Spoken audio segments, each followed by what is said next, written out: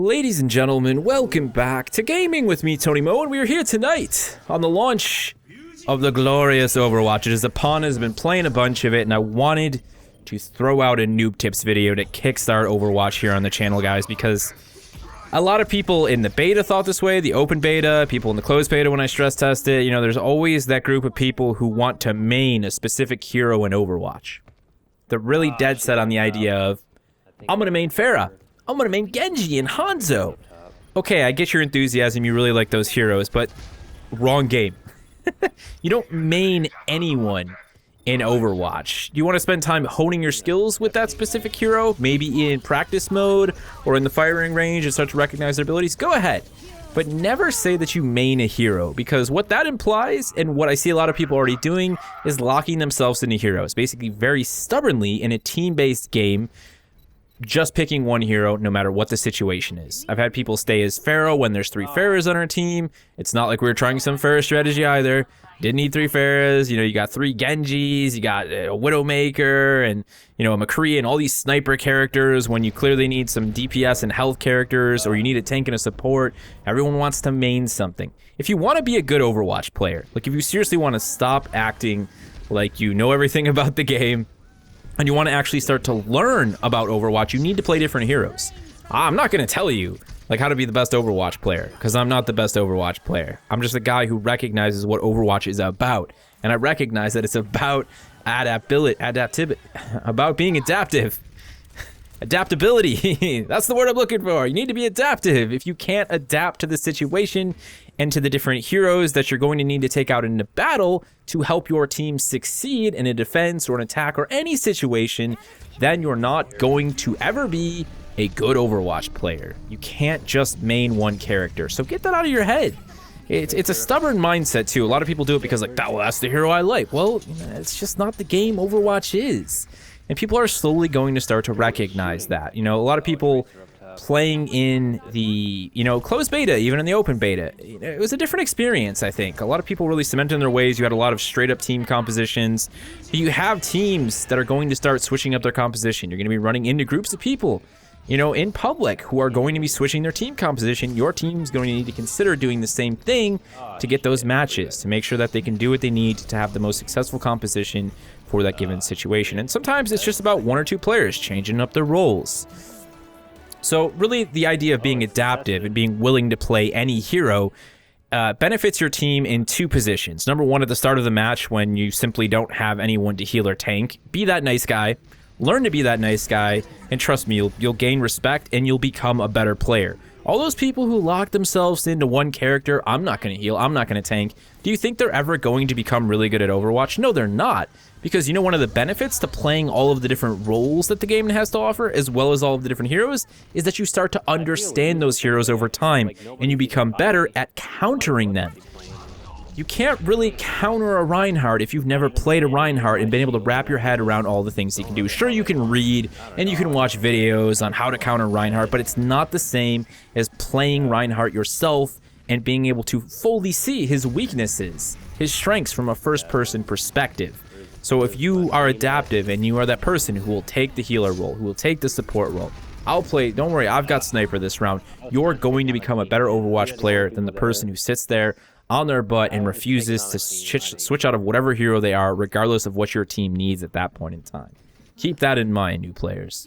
Keep that in mind, everyone. I keep that in mind. It's a valuable lesson in order to be a more effective Overwatch teammate.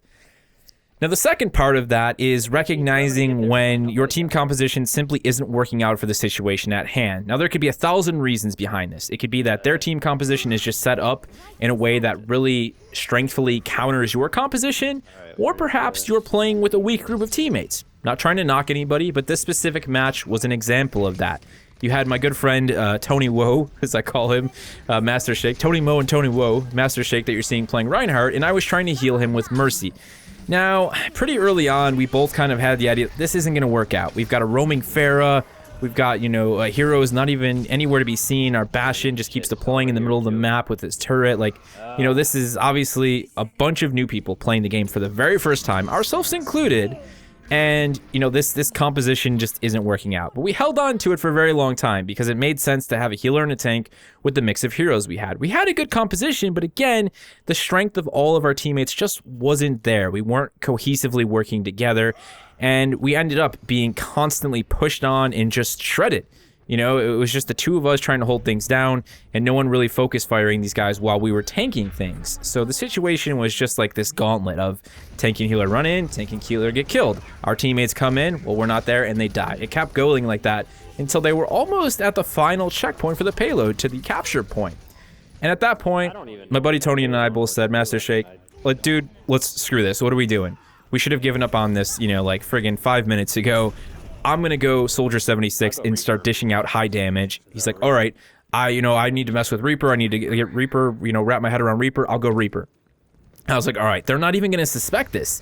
And this is the great thing about switching heroes on the fly is people who stay as the same hero in a match for a lengthy period of time, well, the other team's expecting that. Oh, look, there's that Bastion again. Hey guys, that Bastion's on the roof.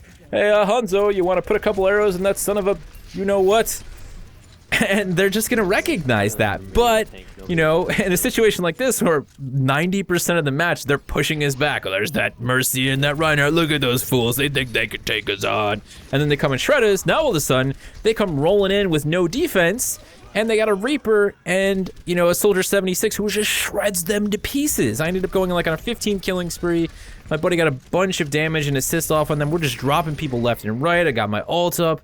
And we end up winning the match because we both decided to be adaptable. We recognized the situation and we took a risk. Dropped the healer, dropped the tank.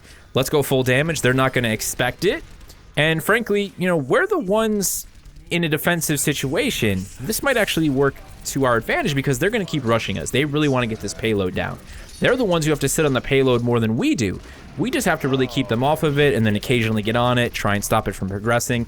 So we could sit back and do a lot of damage. We don't need that heavy of D, despite us technically being on defense. And again, you know, that's a thicker element that we both recognized. We made that decision and we won the match at the end of the day. It's as simple as that. Being adaptable in Overwatch is everything. Don't main a hero, try and main all of the heroes. Recognize their strengths and weaknesses, play them, get to understand them from a first-person perspective, and that is guaranteed to make you a better Overwatch player. It's like those silly, you know, commercials you see on the internet. The one secret they don't want you to know about becoming a better Overwatch player. We'll tell you inside. Pay $5.99 shipping and handling. Give us your credit card number. Call 673-251. And then email us at this location, and we will send you the information. It's basically like that, except I didn't make you go through any of that. Just be adaptable. End of story. Just a quick noob tips for you guys. I hope you enjoyed the launch of Overwatch. As always, first and foremost, have a good time. Do your best to be positive. I've seen quite a few groups of awesome, positive people out there having fun, enjoying day one of Overwatch. That's what games should be about. Stay away from the negativity. Help erase the negativity. Bring out the positivity in others. And do what you can to support your team. Be adaptable. If you guys have any other questions for me, or if you'd like to suggest any other things you'd like to see me feature inside of Overwatch noob tips, feel free to throw it down in the comments section below. Let me know how your first night of Overwatch is going, and I will see you in the next one.